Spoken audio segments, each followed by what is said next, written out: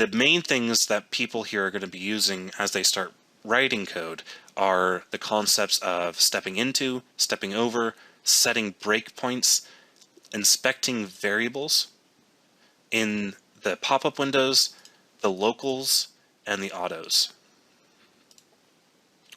Now, if you want to get fancy, you could put in watch expressions, and if you wanted to get super fancy, you could use the media window. But that's it.